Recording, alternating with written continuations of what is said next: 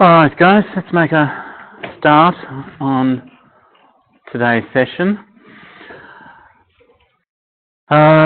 Any questions, queries, thoughts, comments on what we went through, was that last, seems so long ago now, last Tuesday?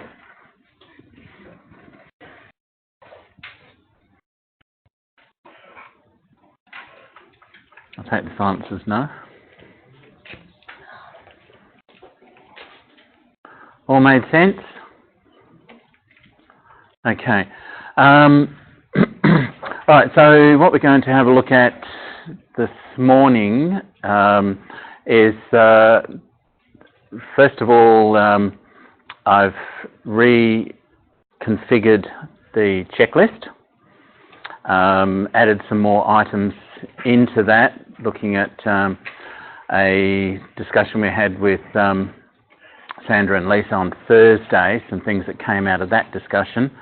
There were some more items that I've actually added into the checklist and just reformatted it to make it a little bit easier to use as a checklist when you're going through a set of drawings. So I'll have a look at that. We'll then have a look at Moth Court. There's a case study set of drawings that is in the shared drive, OneDrive. Now, there's two sets of drawings in there, which I'll show you. One is the what we call the unmarked copy. That's the one that you guys are going to go through. There's also, I think, in there a file called marked up copy. That's we're going to have a look at and sort of see after you've done some work going through the unmarked and using your checklist and sort of seeing what things that you can pick up. We'll then open up the marked copy and see what you actually found. So this is all sort of part of analysing, checking a set of documents that you might be working in as part of a team on this particular project. So it's a case of, you know, you've been asked to check through these drawings, make sure they're okay before they actually go out of the office into council for a permit, perhaps even for construction. The documents should always be checked over before they leave the office, because it's a lot easier to make any amendments to documents while it's still here or in that office. Once it goes out, it's a bit of a pain in the bum to have to come back and pick up a set of drawings and try and sort of figure out what went wrong, what's missing, and then spend quite a bit of time in going back over it. So that's what we're going to do this morning, and then this afternoon, or depending on how long we sort of take to do that, we'll then introduce you to the first assessment task, which basically is a set of documents, and using your checklist, you ought to go through those documents and mark up those documents with anomalies that are missing on the drawings, things that you've found. So that primarily that's the actual assessment itself. But I'll go through that with you a bit later on this morning, or definitely in this afternoon session. You'll have about 3 or 4 sessions to actually do that work, so you'll be able to do it in the class time. All right. So let's just have a quick look at. So this is your checklist that I recreated, and I have uploaded that into the OneDrive for you. Just reformatted a little bit easier to read, and I created a column down the side here, so as you're going through you can just tick those off that you've done it, Or if there's something you want to highlight, okay, North Point's not shown. Put some sort of marker in there or highlight that section that it's not on the drawing. So between this checklist and your actual drawing, that's what would then be presented back to, if you're in the drafting team, to get these things modified and put onto the drawings before they leave. So most of these were what we talked about last week, but I think I added a few extra in. I think your line types and line weights in the correct format. So I haven't gone into saying, okay, is this line a 0.25, is this line a 0.35, that type of thing. Because we talked about this checklist being more of a generic one that you can use for different projects. So the wording there, if you don't find anything specific, that's why I've done it. Is all the text at the correct height? So that one, I don't think we actually added that one in. So your text on your title block or the drawing title, is that the correct height? Is the notes the correct height, or is it too big? Things like that. That's where you'll pick that up in that comment there. Lot boundaries, easements, position. Most of those were what we picked up last week. Manholes, I think. There was position of existing trees. So this one's, I suppose. With the text sizes, could we just go through like the list of what size text goes for what? Like, for instance, like area. If you're labeling area, that's a 3.5, and then if you're writing little notes. Yep. Yeah. 3.5. I think, yeah, I can go back through that. I think we went through that one session before with just a general sort of thing, what text, size, and text weight, line weight sort of thing. But yes, we can have a look at that. On an actual drawing sheet, like, okay, yes. For instance, like, that's specifying like an area, so we use a 3.5 for that. Yep. Yeah. Yep. Because I was seeing like few drawings that's like, I picked it up that the text size is too small. So using a note text like a 2.5 instead of 3.5. So, yes. Yeah. That's primarily what we're going to do, or the outcome of the exercise this morning with that Moss Court set of drawings. Yeah. There's a lot of those sort of things that have been picked up by Lisa. Yeah. So when you sort of see the unmarked ones and when you see the marked ones, there's quite a few things exactly like that that just jump out straight away. Yeah. So, yeah, that'll explain that. Okay, so the other one there I was just looking at, I think I added in here, trees to be removed.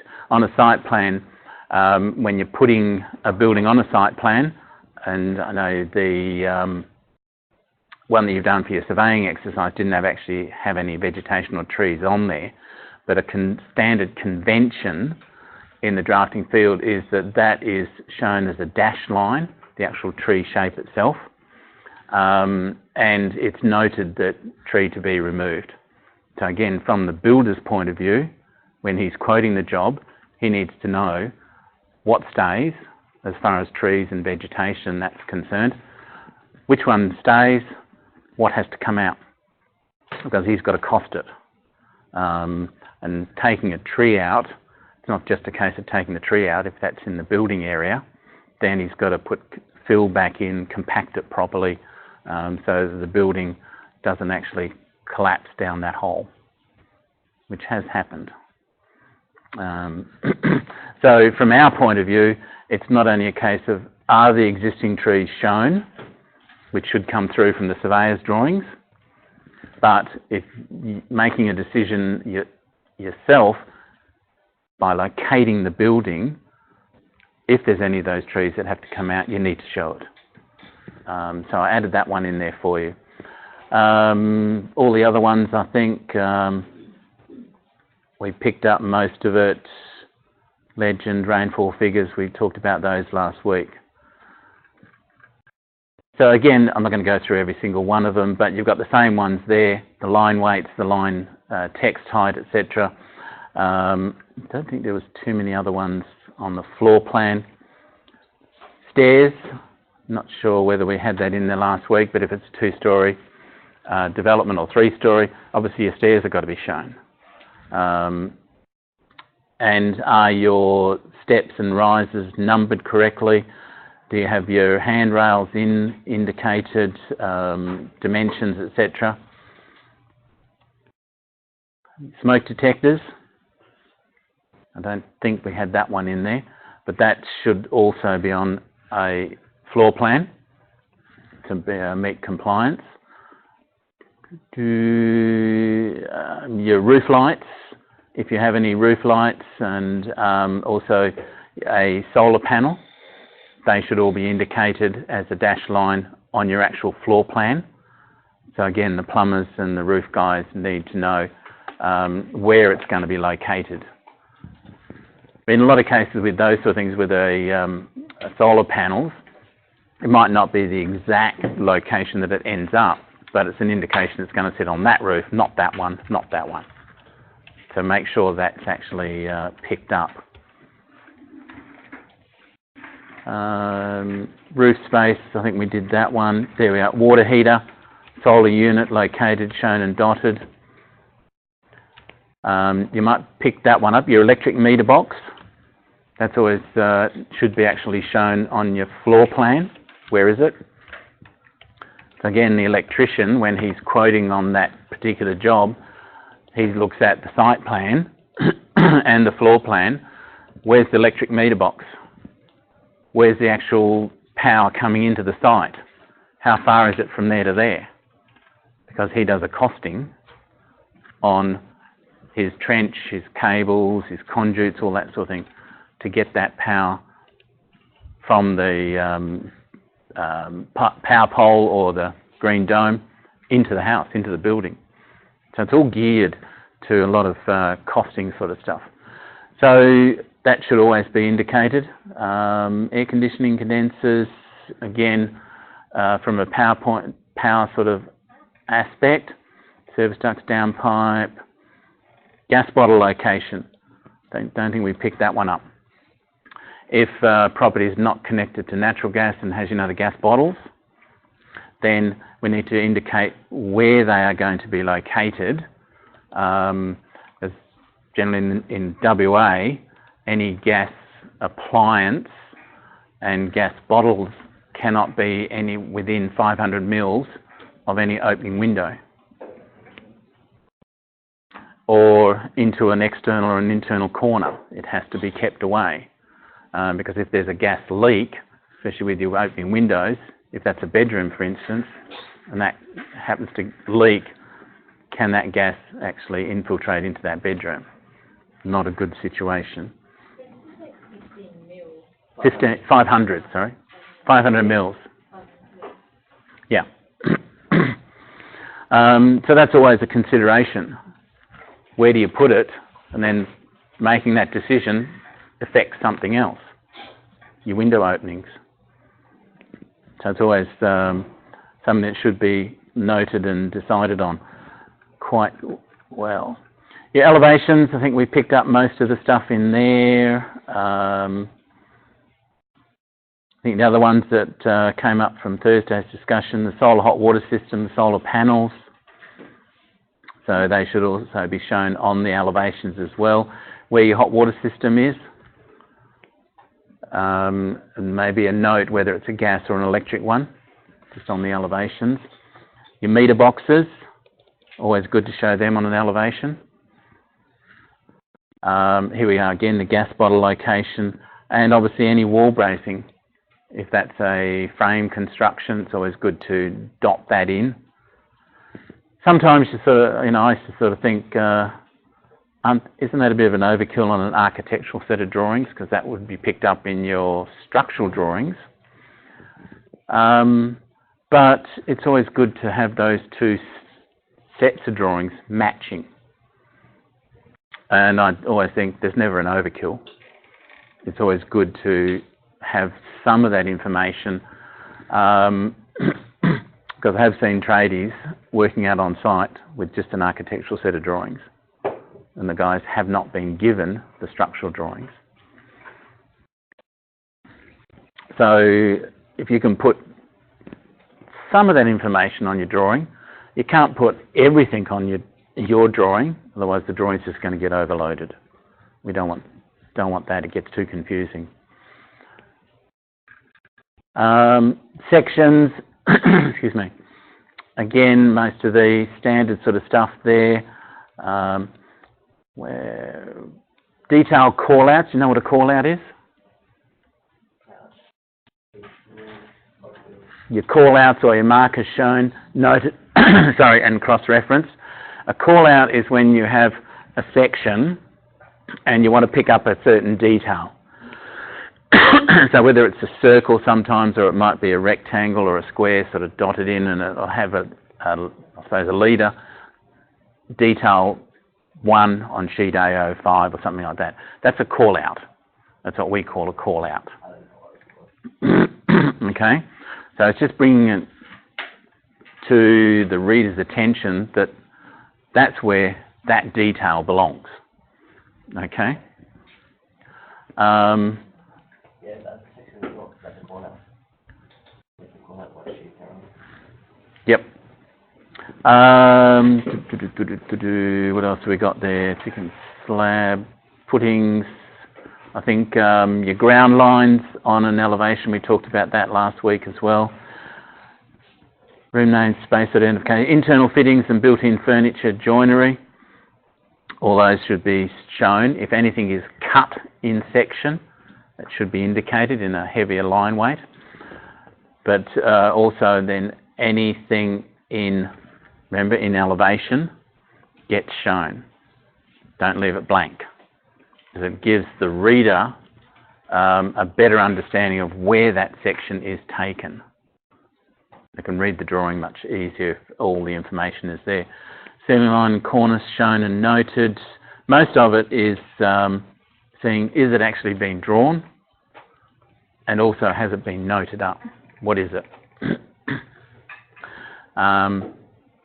There's that one comment there, sort of making sure that it's actually been noted.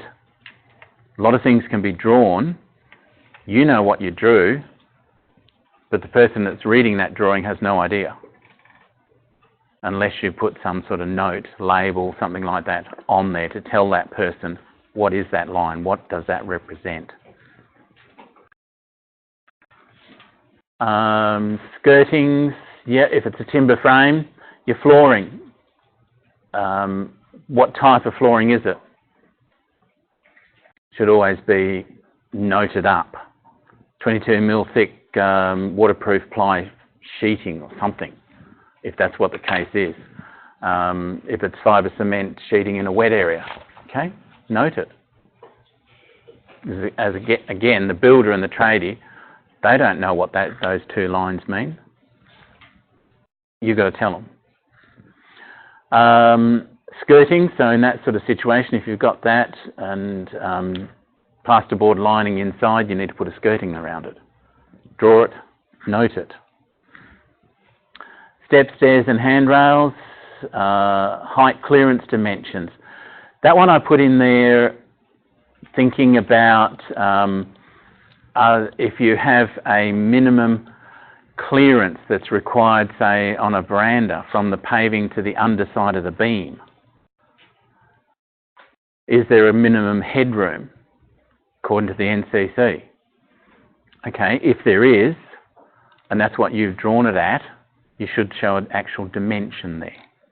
So again, there's no question where that beam's got to go. And also when the building surveyor is looking at your drawings to see if they comply to issue you with a building permit, he's going to check that. He needs to know that. So it needs to be on the drawing. So that's what that one means. So any of those sort of relevant ones, if it's not shown, pick it up, mark it, no dimensions shown. Retaining walls, if there's a retaining wall close to the building, has that been drawn in? And has it been noted? Retaining wall, maybe 1.5 metres high, see structural engineers' drawings. Something like that, a note like that will actually clarify what it is. Now, I put this one in there because sometimes this will be on a set of drawings, as though this is a generic sort of checklist.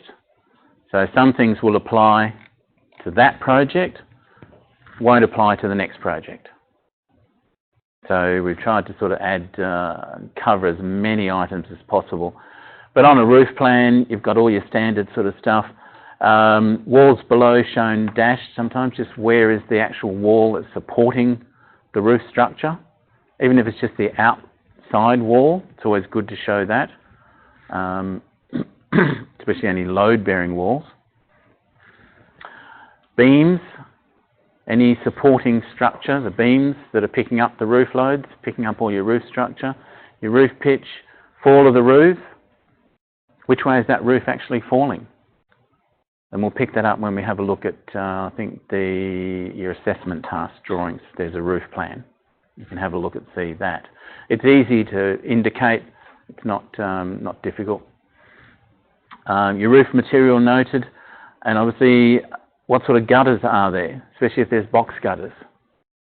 They should be shown and picked up and noted. Where are they? What type?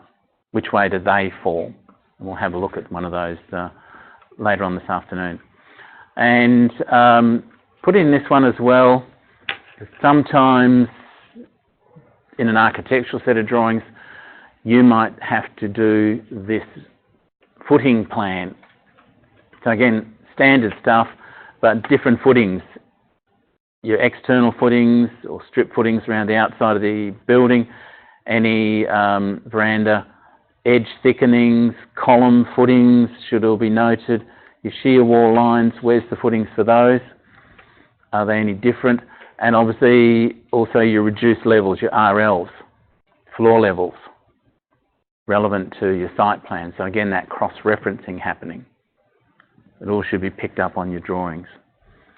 Section and detail call-outs and markers shown there. So are there any footing details that you've done in conjunction with your structural engineers?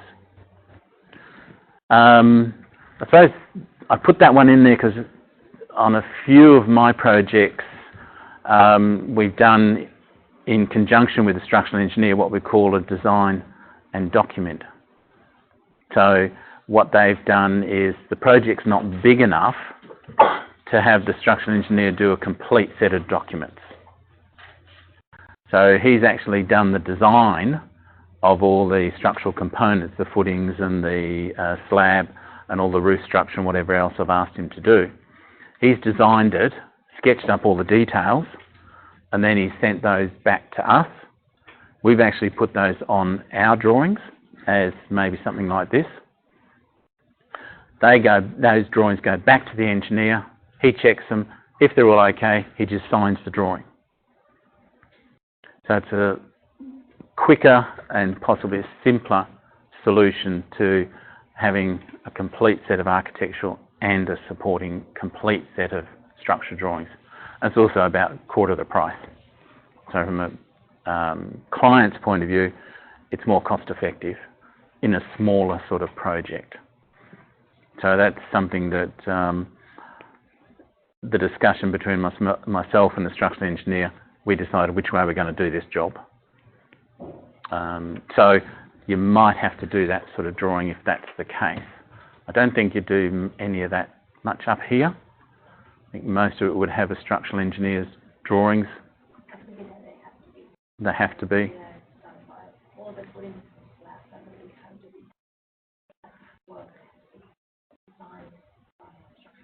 Yep. Yep. Yeah. Yeah. So you probably won't have that situation arise.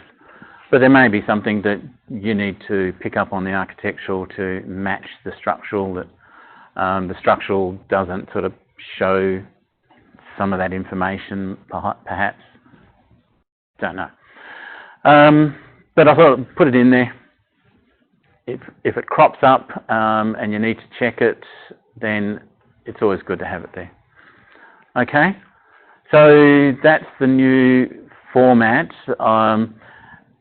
If there is any other items that as you're working through,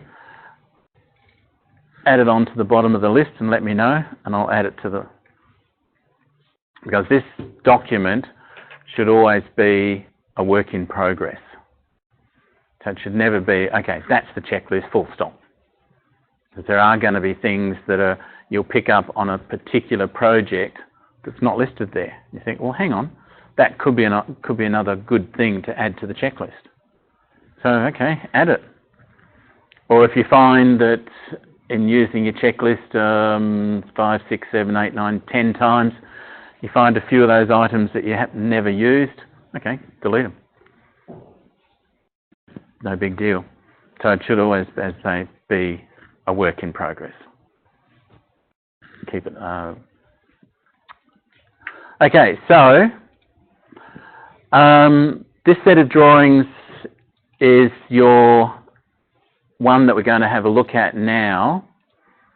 It's called up as the unmarked set of drawings for Moss Court. What I would like you to do, it does have the building permit documents there. Now, this is a real job. It's a real situation. So it's not a fictitious set of drawings or anything like that.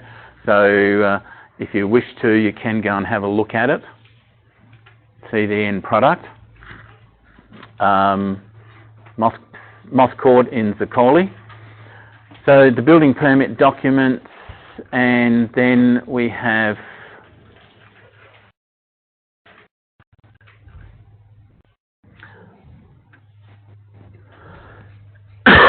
your set of drawings. It's your site plan.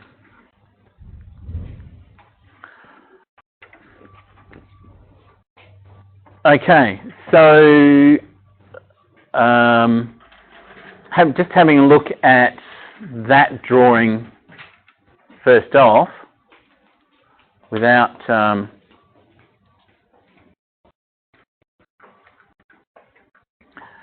going to the marked up drawings first off, I'd prefer you to have a look at this one first and go through these drawings, see what you can pick up. Then when we've done that, we'll open up the marked up drawings and see what things have you found and what things have we found. Just having a quick look at that off the top of your head. Anything that jumps out?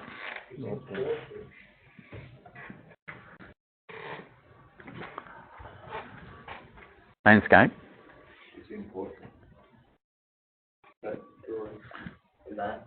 Oh, the actual drawing itself. Yeah, the drawing itself is in portrait, but you'll notice the layout sheet, when it's been placed onto the sheet, it doesn't coordinate, doesn't match.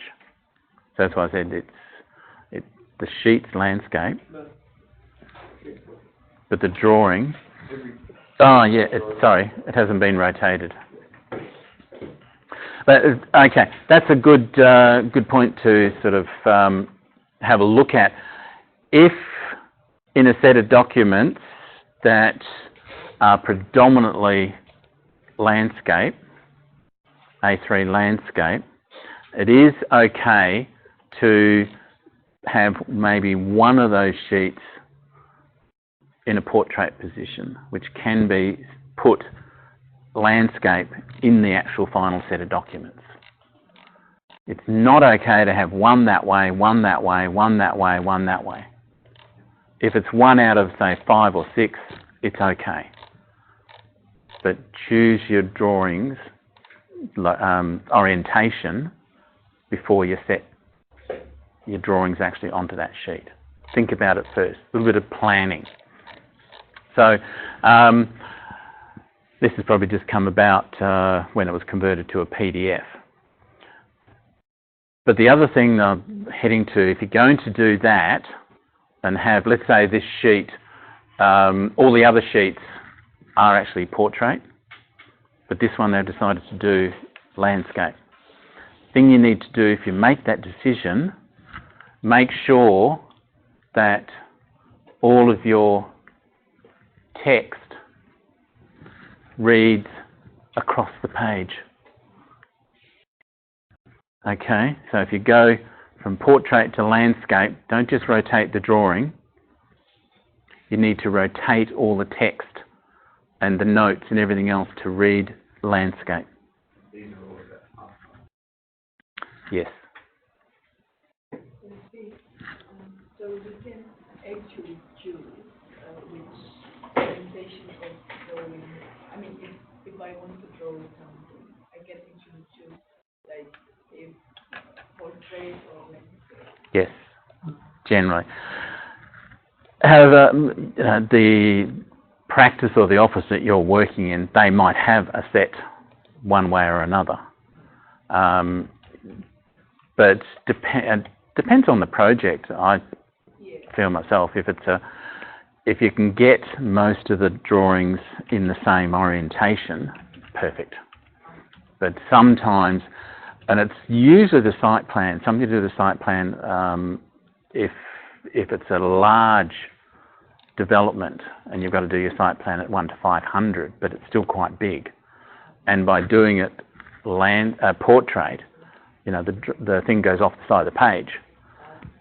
You can turn that page to landscape to show the actual property and your little location much better. But if you do that, make sure your text is also in that same orientation. Otherwise, it just gets too confusing when the person's got to turn the page up, back and forth. Okay? But if there's no set format, yeah, you choose. Personally, I've always sort of found if you've got a site plan and maybe if you're doing a renovation addition to a building, you know, your existing building, which doesn't have a lot of information on it, might be just the outline of the building, the floor plan, you might be able to get that on a landscape, site plan here, floor plan there. You might decide, well, I don't need one sheet. So if you can combine them, both those things onto one sheet, then maybe the landscape is obviously going to be the best option. And then your floor plan of your addition, then some elevations and sections, follow that through in that same format. All right? Yeah. Okay, so just looking at that then, what do you reckon? What sort of, what's the first thing that jumps out?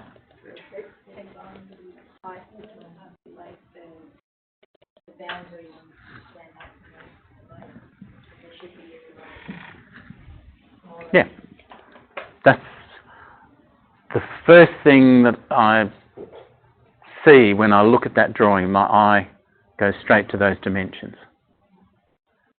Yeah, they are too big for that drawing at 1 to 200. So that's what I mean by when you asked that question. I thought that's a perfect example of what not to do.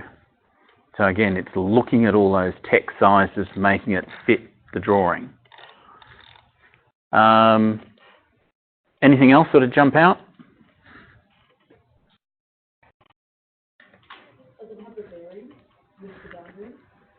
Not on that drawing, no. So there's something that is possibly missing. Again, that might be something that particular practice is not required. Don't know. Especially in the building model, I don't know what it's called. Like, is that like a roof, or The dashed line? yeah. Okay. That what the like planning, like within the planning, or That's not the best like building. setbacks, That's the or best building. 6. Okay. I'm not 100% sure with this particular area, but by looking at the setbacks, you've got a 6, 1.5, 1.5, and the one that's telling me is that one. That's an unusual rear setback. So it's quite possible that when these blocks were created, that, yeah, the planning department and maybe the developer has set a building envelope with those dimensions or setbacks. Within the actual site itself, there is a building envelope, and everything must be contained within that envelope. So on back home, say a 5-acre or 2-acre property, then what they'll do somewhere, they'll have a building envelope, and they will nominate that sometimes has to be 3 metres, that could be 6 or 10. I've known one of these, I think, to be 20, and some of these side ones to be 5. So what they're saying, the planning officers and the department and the council are saying, okay, that's where you can build. And your house, sheds, water tanks, everything that you're going to build, the infrastructure, must be contained within that envelope. You cannot go into any of these areas outside. So what they're doing here, if you've got 3 metres on this side and the next block has a 3 metre on that side, technically there's a 6 metre buffer between the two properties. That's what they're trying to maintain. And the same here, 5 here, 5 there gives a 10 metre landscaping strip, natural bush sort of strip, which has, sometimes that has to be cleared as a fire area. So yeah, if you do see a building envelope marked, that's possibly that's what it tells me. Building envelopes are like the walls, structures and stuff like that. Yeah. When we were told about building envelopes, like just the walls, what fills the house internal, like just the walls and stuff, the outer stuff. Yep. But this envelopes is like another set of boundaries within the boundaries or something like that. Yeah, you could think about it like that. It's another area, because in this one, there's your actual lot boundaries, but that's another boundary inside where everything has to be maintained in that. So to the extent of any, your cut and fill, when you're creating a sand pad and that embankment that goes out to the edge, that must be within that line, can't spill out. So in that situation, then you've got to try and work all your stuff to make sure it fits into that space.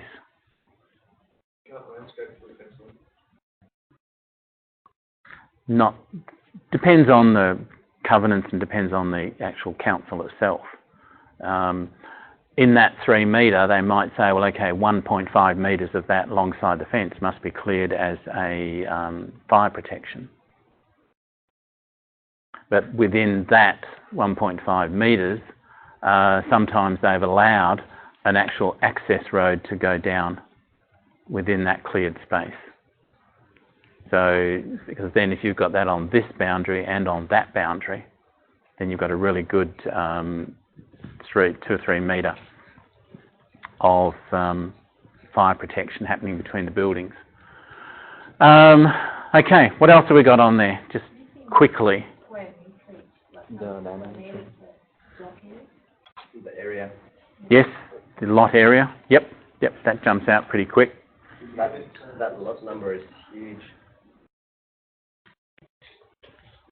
For me, I'll just put it on the top corner. Yeah. It does jump out at you.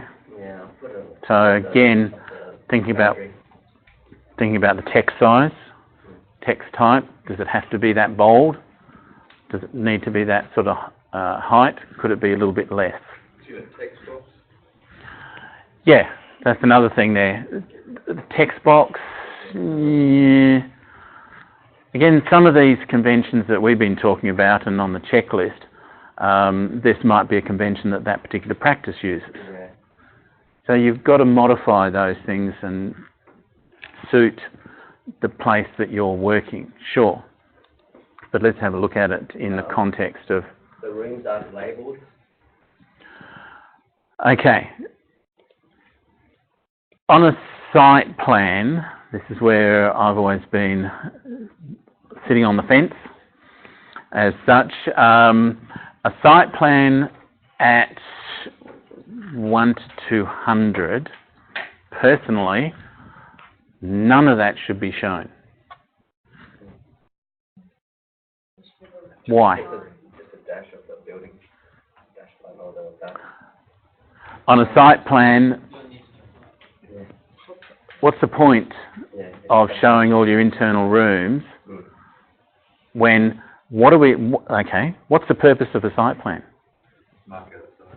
Mark outside the boundary. What is existing? Hang on. Yeah.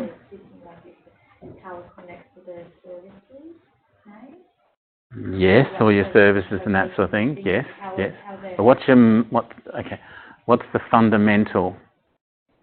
The existing plot, the area, yeah. and the anything. Nick, what did you say? Just to locate where the house is going. Primarily, the purpose of a site plan is to show where is the house or the building located on that block of land. If we want, so we need to show the outline of the building for obvious reasons and pick up any different floor levels. There's something else that's not shown on here. There's no finished floor level. So is it critical to know where all these things are? All the walls and the doors and the windows and everything else? Yeah. It doesn't mean anything to the person that's reading or wanting to use that particular drawing. If we want that information, we go to the floor plan. That's the purpose of a floor plan, to pick up all that detail. What else did we talk about last week there's something else why I wouldn't do that. Line width. Line width.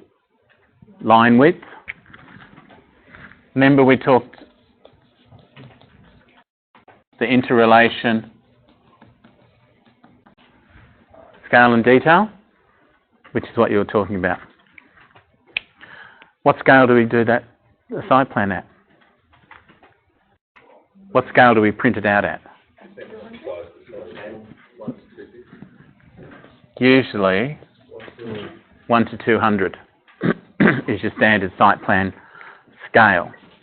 So again, looking at that particular one, if that prints out at 1 to 200, what's going to happen to all those lines?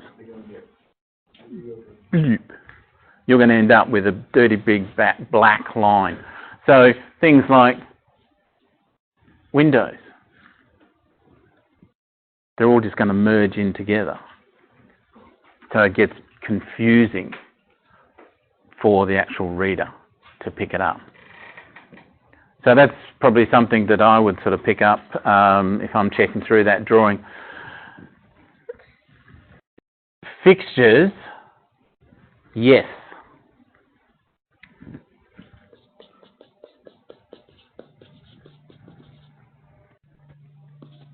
Why? Plumbing, services. Where does the plumber, like we talked about last week, I think, where does the plumber put his pipe? In the ground. That's got to go in first before the concrete goes down. So he needs to know what fixture am I actually connecting into. Especially where you've got a toilet and a basin, two different sized pipes generally. So those sort of things, that's what he's looking for. But it's missing the locations where they're coming into the property. Yeah, there's no sewer connection point for that particular property. There's no dashed line showing, let's say, possibly down here, how are all of those fixtures connected into the sewer? Plumber needs to know roughly where those lines are going. Where does he put his pipes? Would that be in a separate drawing then? Not necessarily for a single residence. Okay. Maybe on the mechanical or a plumbing sort of drawing, could be a separate entity, yeah, but not usually. Okay, so do you get the gist of what you need to do with this set of drawings? The unit, capital N, the meters. Yeah, yep. And in that, generally, Usually you have for your, the location, like the degrees, minutes and seconds, don't you? again, sometimes. So that one there, 13.835, and that's all generally you need to have. The word boundary is, again, not essential. It could be that, again, this particular practice, that's what they ask for. Okay, if that's where you're working, that's what you do. But generally across the board, as long as you've got that information there and located somewhere. All right, so pick out your drawings and also the checklist and just go through that particular. Let's just do the site plan first and see what things that you can pick up. Then what we'll do is then we'll bring up the actual marked up copy of that drawing and just sort of see what things have we picked up. You're not supposed to see it already. I know I put it in there last week because I wasn't 100% sure what we were doing with those set of drawings until Lisa explained it on Thursday.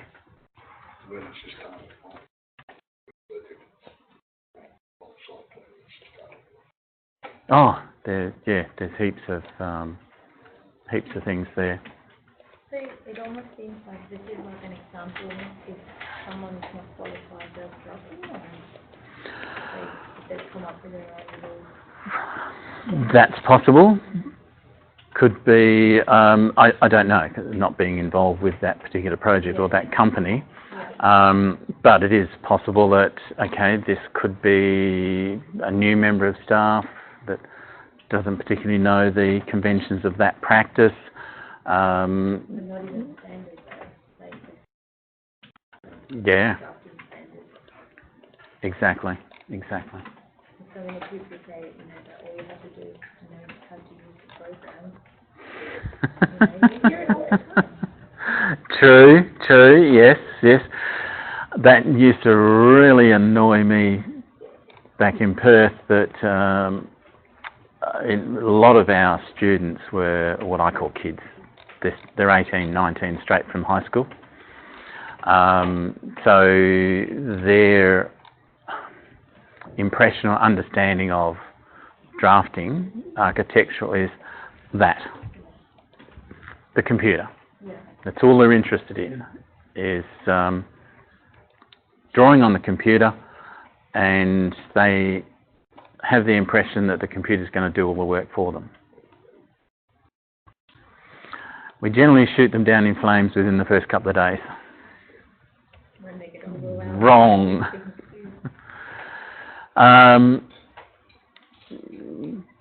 Computer, I suppose the way I look at it, the computer is just a tool.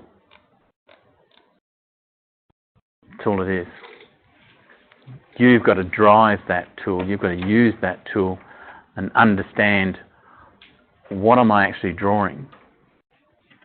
Why am I drawing it in that format, in that way? What do those lines mean? And whether that's AutoCAD or Revit, it's still that basic underlying knowledge that you've got to understand. Like my career, 25 years on a drawing board. You know, manually, that was my tool. The only thing that's been replaced is the computer. How I drew, what I drew, the conventions that I used on my drawing board is exactly the same. Nothing's changed in that aspect. It's just that the computer's taken over as the tool of trade.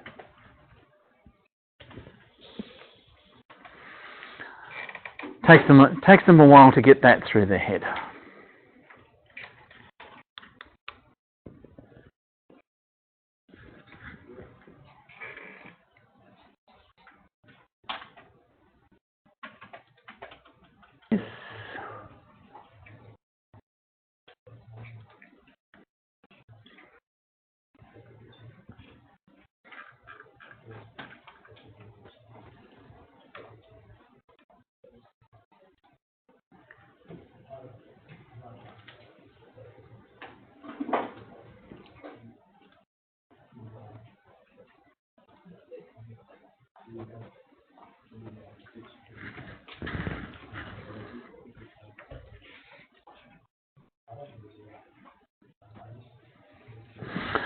Okay. Sorry. Let's have a look at the marked up drawing for this site plan and see if we match up with some of the items that are up there. Just as a general one, need to scroll down here. Picking up on your comment earlier, Nick, rotate the orientation to landscape rather than profile, so that's what we talked about a little bit. The paper orientation should be consistent throughout the plan set. So that's what we were talking about earlier.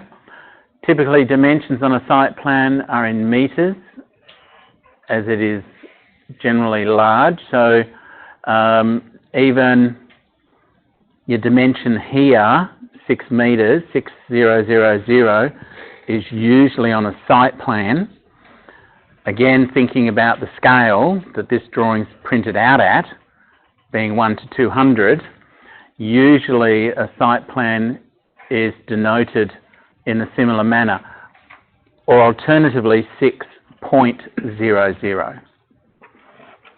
So again, consistency across the drawing. So if we've got our boundary length in 13.835 metres, then we try and sort of keep that consistency going. So that's what that note there means. Include your general notes and possibly a locality plan. Now, locality plan's something that you'll probably find that's not critical on every single job, but sometimes it is good to have, even though it doesn't have to be to scale, but it could be just showing your site against two other sites and some at the back or something like that, just so that the person looking for that particular site can pick it up fairly easily. Where is it? Critical when this is a college. It's a great big flat expanse. There's no houses, there's nothing. This is all development. I don't know how anybody would have been able to find. How do you find that? No bearings, nothing. There's nothing that says where that site is. Yeah, that's right. So when you read it, it's the display plan.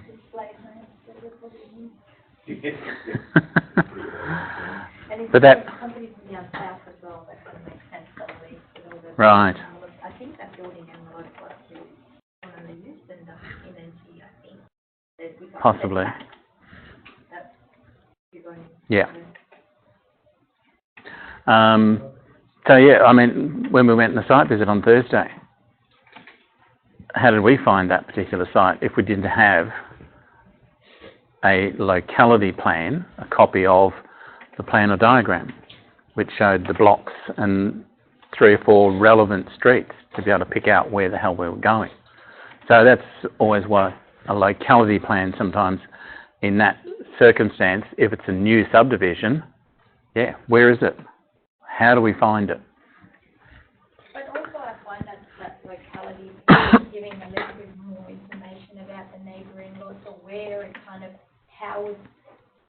where this block is in terms of like, is it in the corner or whatever. It kind of like helps you to design the house as well. Absolutely. At the moment, we have no idea where the neighbours' windows are, or, yeah, there's nothing, there is no information at all. But Yeah. it's probably Yeah. because it's a house and land package, they've got very limited. Yeah, and just for overall, like, as you sort of picked up here, it's in the display village sort of area, so this is obviously the company that is building this house as a display home. They know where it is. So, but from I suppose a normal general client, yeah. they're not going to know. The tradies need to know that information to find it. So that's where a locality plan can really come into its fore. Contractor, inspector, Yeah, all these people are going to have to find it at any given point. exactly. Also, like, Yep. sometimes, like, you know, when you make when you do this unusual design, like you have like something in mind that you're trying to block out the neighbours or trying to like increase Yep. your privacy. Yep. It may not make sense on this kind of site plan, but when you kind of have the whole thing there that shows, Yeah. let's say, the neighbouring lots or why you're doing it, kind of it makes sense more. Like, Okay, you know. yes, true. So a locality plan can be really good in that aspect from your point of view, and tradies and contractors and all those ones.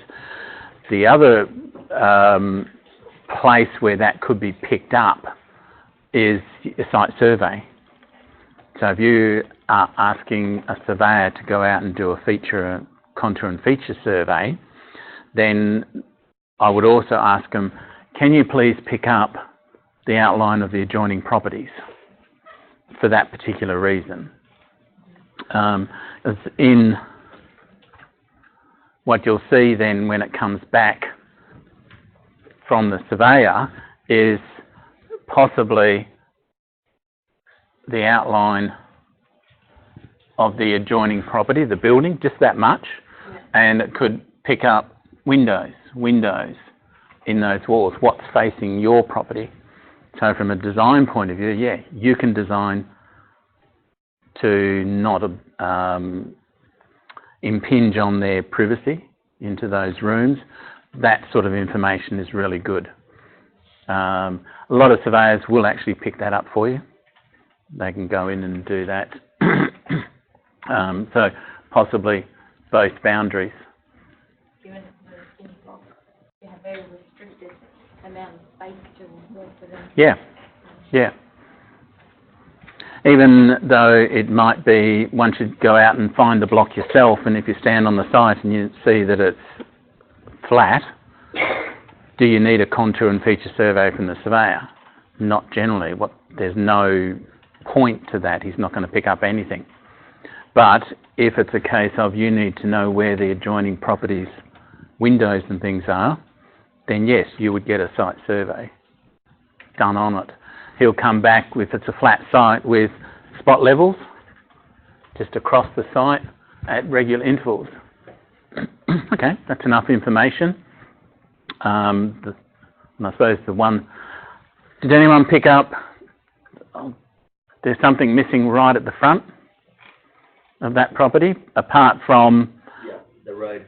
the road, there's no crossover, there's no verge shown. That text is too high for the road name. So here's what we were talking about earlier, text height.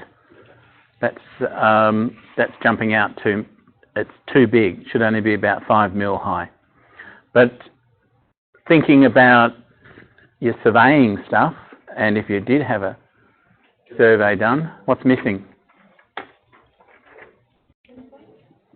Datum point. Because I suppose in that particular case, what's then also missing off that floor plan?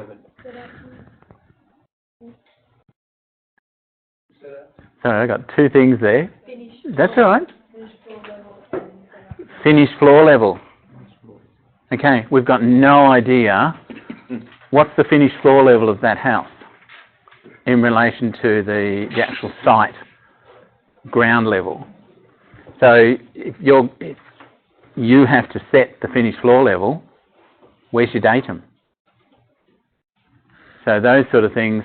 Now, what you could do, and what I've done a few times, is if you've got, as it says, the council verge is missing. So where's the curb?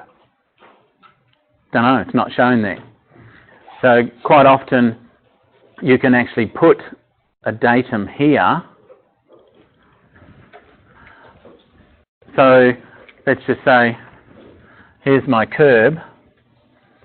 Come down, usually we place it somewhere straight in front of the boundary, so it's easy to pick up, sight line, once you're out on site. Datum, assumed, RL, and if you want to put it as 00, that's adequate. We're making an assumption, and we're creating something there, so the builder can then, if we put up here, finished floor level 0.3, which tells the builder that floor level is 300 above the curb. And you can also put here top curb. So that's all he needs to know. We don't have any RLs, we don't have any spot levels, we don't have any contours because the block's flat. But we can nominate that and we can nominate that. So there is some form of maybe a sand pad, a couple of 100 mil of sand pad. Now, the building company that I worked for donkeys years ago, always with their display homes, built the actual floor level 300 millimetres above the curb and the road. And I always ask the director, I said, why do you do that? He says, well, it's human nature. If you're actually walking into a building and you go up into that building, you have an uplifting feeling. You feel better about it. And from a display home and project building company who's trying to sell houses, the better feeling you can create in that person walking into that building, the more chances you're going to get him signed up. Whereas if you're going down into a building, you get that opposite feeling. I said, okay, I can go with that. I can understand all that. So every single house that they built as a display home, no matter what the contours were, was always at least 300 mils up above the surrounding ground. Because my job was actually to do all the drawings. Real estate must crap in Cuba PV then. That's true. I don't know whether I'd like to live underground, but I think in Coober Pedy you don't have much choice. Okay, so a datum level, datum point, finished floor level is not sort of shown on there.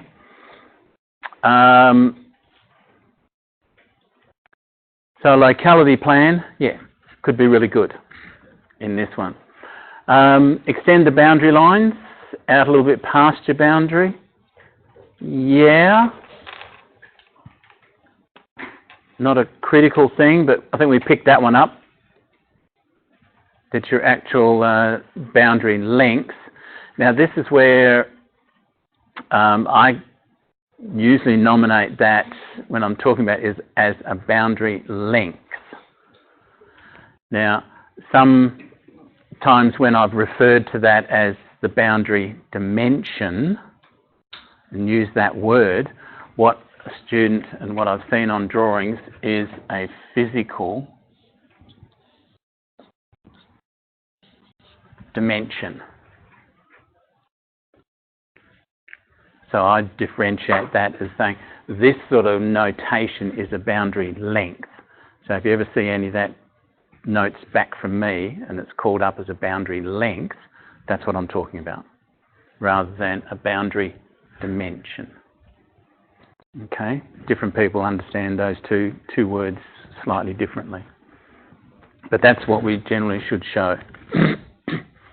Unless you're setting up some dimensions of boundary length, set out, building, something like that, yes, you would dimension it in that situation. All right? So we picked that one up, changed to 2.5 text, and that's how it should be noted. Bearings for each boundary, commented on that, yep.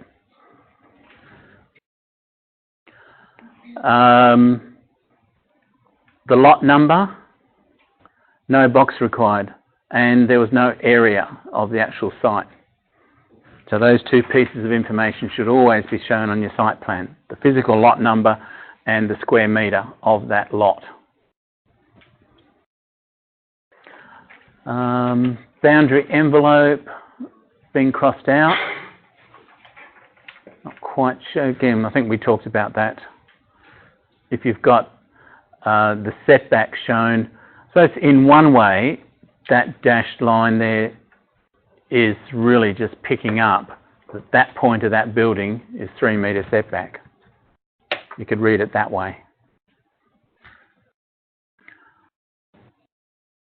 Remove the mowing strip on your actual site plan. Yeah, I'd question that one. I would probably leave, personally, I'd leave that there. I'm trying to remove the, I don't know what that is, the granny flat or whatever it is. What? Remove what? Not sure, Lisa. Put that, no, that should be there because it's a separate building in itself. So whether we remove all that, like we talked about, all that information and just have the outline of the building, yes, on a site plan, that's what you should have. Is definitely the outline and the outline here. That outline then would be backlined or in at least a 0.35 line thickness to make it stand out. We want to see where the building is, so we need to make it stand out a little bit. Would you include the roof line as well or not? Just the wall line? No, not generally on the site plan. Again, thinking about your scale and detail, it's going to come out of the printer at 1 to 200. So to have a roof line on there could start to get confusing at that scale. And for the main residence, you can just have the outline. You don't have to detail any of the rooms. No. Nothing. No. Because, like I said, the purpose of a site plan is to pick up the position of the building on the site. That's the most critical thing. There's other things there, but that's one of the most important things of why we create a site plan. You just have the outline and just touch it, can't you? Yes, you can actually just in a building like that or something. Okay, if your building is sort of sitting in here, yeah, just exactly simple. Don't overdo it. Just a simple thing so that building stands out. So it's easy to pick up. Like, I suppose, okay, a good example of that, that hatching there is too heavy. And you notice there's nothing mentioned there. What is it? So there's one that hasn't been picked up. Is it paving? Is it timber decking? What level is it? We don't know. We could probably look on the actual floor plan. It might have that information on there, but it should also be timber decking. If we've got an FFL of 00 here, we should have an FFL of -100 or whatever that step down is, if there is that happening. That's what a site plan should be showing, that sort of information. Include the pool if that's part of the contract. Retain the buildable area indication. Yeah. That's saying, That's take the dotted line, just get rid of the wording. If included, indicate the net buildable area or the dimension only. I'm reading that as, yeah, just take the note out. Is it critical? Proposed dwelling. Text 3.5, so that wording, and again I would sort of take out the box. That's not critical. 1 to 200 scale, so the wall lines will be 1 millimetre apart. So here's what we're sort of talking about, that scale and detail. At that scale, how is it going to show up? It's too small. Single lines for floor lines. Okay, if you have to show it, just show it as 2 lines and a single line. But personally, I leave all that information off a site plan. You go to the floor plan to pick all that up. That's the purpose of the floor plan. No internal wall lines and no hatching. Even this hatching of the mowing strip and the concrete driveway is probably a little bit overpowering. It's starting to sort of take over that drawing. I'm seeing that rather than the building. So just be careful of your hatch pattern, scale, and the shading, I suppose, of it. I always call it, put anything that's supporting your drawing as a grey scale. Should be in the background. It's there to support your drawing. Add to it. 2.5 text for your dimensions. And we talked about all the stuff on the front. North point, obviously critical on the site plan. And make sure that your north point is orientated to the site, whichever way the site is sort of sitting. If you've got the site plan in that sort of format, then the north point should be rotated accordingly. The other option is to locate your north point straight up the page, but then you slightly orientate your site plan. How do we know that North Point's not right there? We don't. So what's this maintaining the orientation of site? I think that's what she's saying is, that's what I would do. Is sometimes a convention is to actually have that pointing straight up the page. Yeah, it should be if it's a map. But when And then that, weird shapes and stuff like that, then you have to sort of do what fits the page best. yes. There's nothing wrong with having a North Point marker. Skew. No, I think what she's saying there is, if you draw your site plan in that format straight up, then you orientate your north point accordingly. If you draw your north point straight up, then you've got to orientate the site. Do you understand? Oh, yeah, like in Revit, your north point generally is true north, which is top of the page or facing the top of the screen. So therefore, you've got to rotate your site plan and your drawing to match that true north location. So either one or the other, whichever the convention in the office that you're working in. That's the two things. All right. There was something else changed to our title block. I'm not sure why she wrote that there. Not on I think the exercise is to the exercise. import it. Actually put it in. Yeah. Okay. Anybody pick up anything else? The back side, on the back side, one building is that. What is that? Is it granite what? No, I think when you look down through the unmarked set of drawings, there is one sheet that has I think the footing plan, the floor plan, and some elevations of that building. So it's a separate set of drawings. I think they've called that up as a selections. So this is a display home for the building company. So they're using that little building where they might have a lot of their materials, bricks and ColourBond roofs, you know, samples, and colours and things like that of tiles and things. So if a person is going to build that house, they would then take them into that little building there and ask them, well, do you want that or that? Do you want that tile or that tile? So they would go through the selections. That's why they've got a separate little building there. There is a pathway or any pathway? Doesn't show one there, so that's possible. We would assume there is a landscaping plan in that set of drawings. We're not going to have a look at that one, but I think most of that, more than likely if it's a display home, would be lawn out the back. There's no other indication there to tell us that. But I think that would be the purpose of that building. As a residence, it's quite possible that that could be just another little family room, gathering room, games room, or some other activity sort of space. Kids area, if it's a family.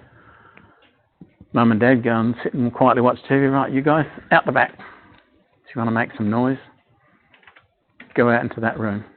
So that should be notified as a what the building is in that. Yes. Yeah. But if on your site plan you've got proposed residence here, that should also be proposed games room or something like that. It should be noted. Shed, if it's going to be a shed. Granny flat, yeah. God, that's about the same size as my caravan. And the opening is not mentioned as properly because that is confusing because the Which opening, one? the door, that? yeah. I think, because I think the line is so thick that it kind of blends in. Yeah. That's what we're saying, that on a site plan, all you should see is just a rectangle. Nothing else. Because that is a very good example of what is there. You can't tell. I can't tell. I can't see anything. So why show it on that site plan? So like I said, just say rectangle, 0.35 at least, maybe some hatching, yes, the fixtures. Now, fixtures, you can either show them as that, or the other way I used to show fixtures is even just with a little X to show where they are. Some standard notation or abbreviations, shower, vanity, WC. Simple. But it gets the message across to the plumber. He's got 3 fixtures in that location of the house. He needs to put his pipes in. So either way that you want to sort of show it as the vanity, I wouldn't show the actual vanity cupboard. You could just pick out the basin, that, and yeah, the block could go in there as those 3 fixtures. Because at 1 to 200, they show up okay. So that's an accepted industry convention as well, either one. But you don't have to have them on a site. You said you only draw the building outline. If you've got, where are we? We'll jump through to, actually, that one's not a good one either. There's too much information on there.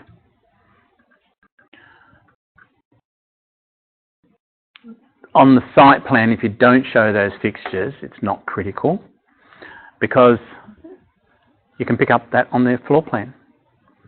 And the plumber can figure out, well, his toilet there's his dimensions. He can work out roughly where, or fairly closely, Yeah. where that piece of pipe's got to go in the slab. And it's not rocket science, it can be done. And I think the other thing on that site plan we picked up was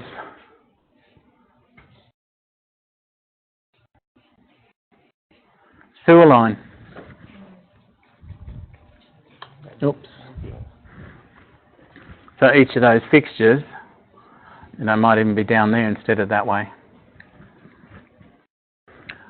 And from our point of view, as a drafter, a dashed line, just to show that each of those fixtures is connected into that sewer line, is all that we need to show.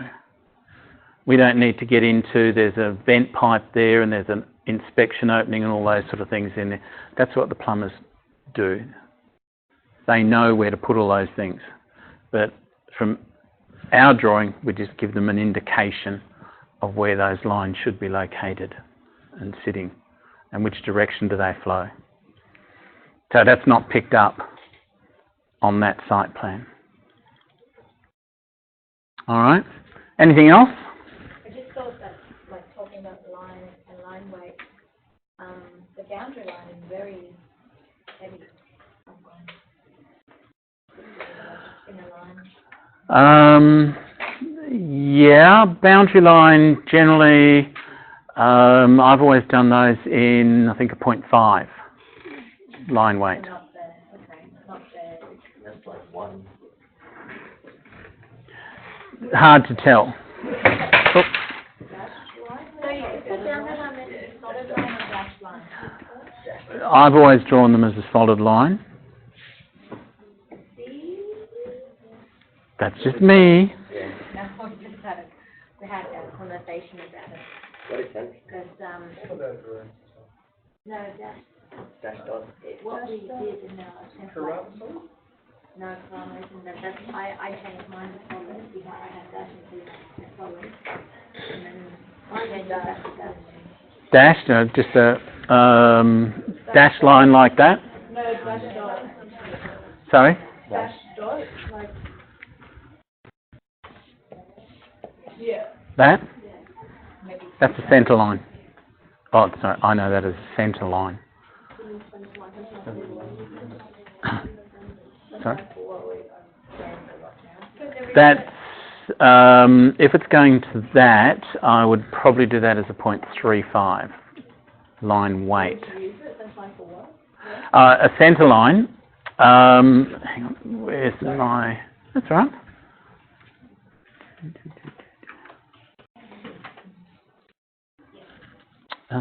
Oh, hang on.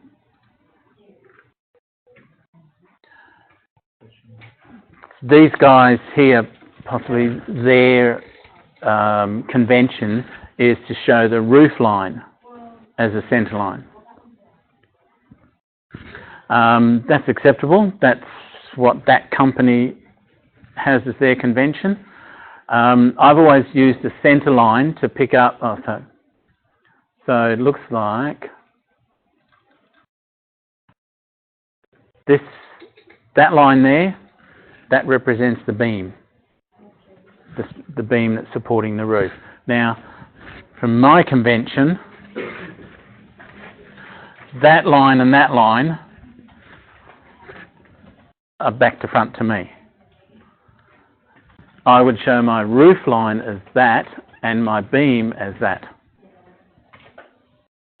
So the beam is a centre line and the roof line is a dashed line, which is totally opposite to that. But is there that Australian standard? Is it something that kind of indicates?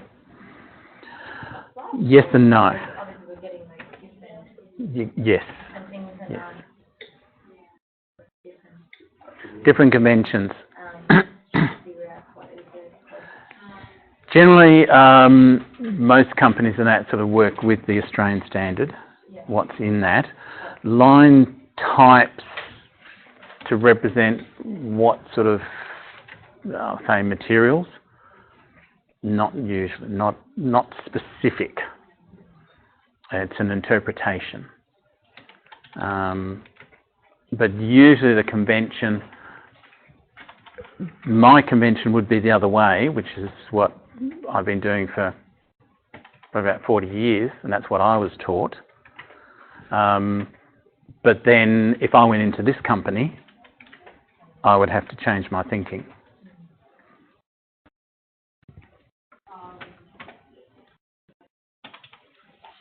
Okay, so anything else that you picked up just quickly? Checklist. No rainfall, no wind direction, no sensors, no legend. Yeah.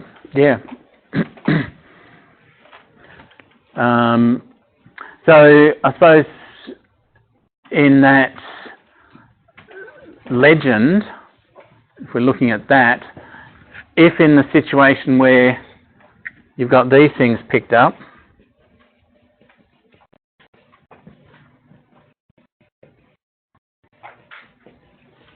or if that's what you're actually showing on your drawing,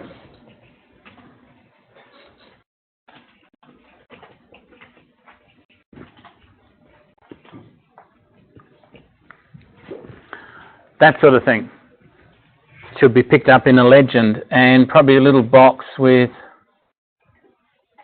what does that mean?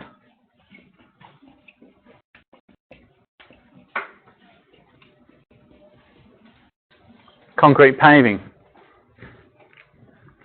So pick up all those little points. Prevailing wind direction. Again, possibly that could be picked up off your contour and feature survey from your surveyor.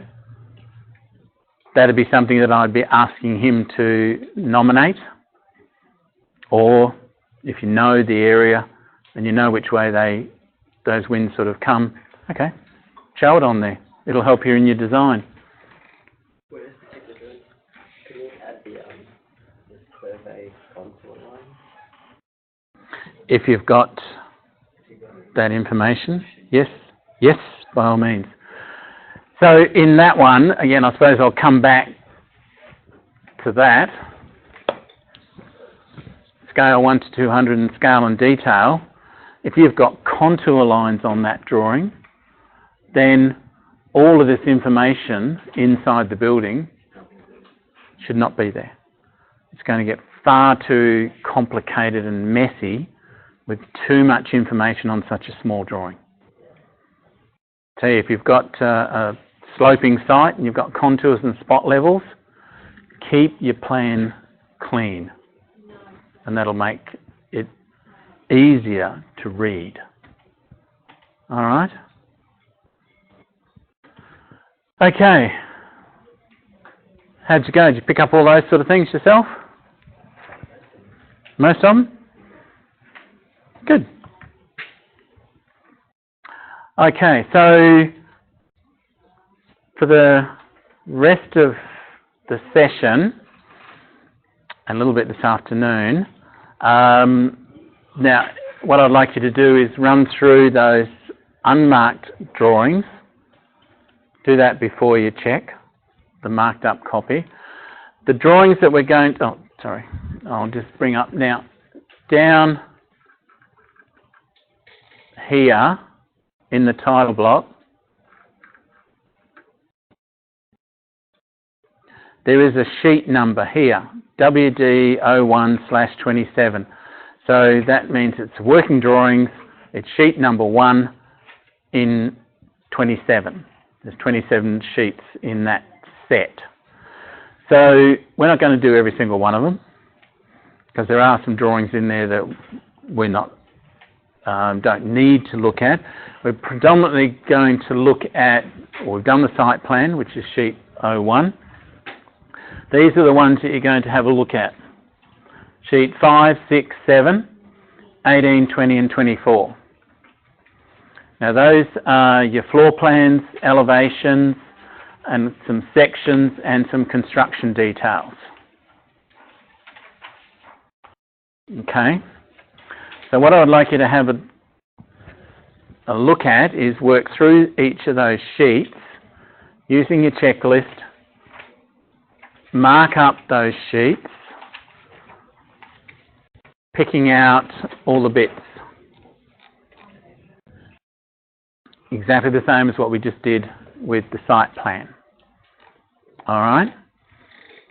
Sharon? Like all new drainage not showing the site plan, but in the other pages. So I just put on the checklist what sheet number is. Okay. Yep. Yes. Some of those things that we have picked up may be on another drawing, like Sharon just sort of mentioned. There is a drawing within the set that shows those sort of things, a drainage plan. So if there's one of those sort of drawings being created, no, it's not essential that it's on the site plan. However, one thing like that, if that's the case, there should be some reference noted on the site plan, see drawing number, whatever the drawing number is, for drainage layout. It's not there? No, that the note is not actually on this site plan, no. That it should be. So that's what we talked about last week, that cross-referencing. I know you weren't here, Sharon, so it's just referencing that on that drawing. I haven't shown it on that drawing, so but there's got to be a note to tell me I've got to go to this drawing to find that information.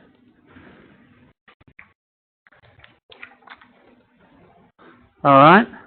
Questions?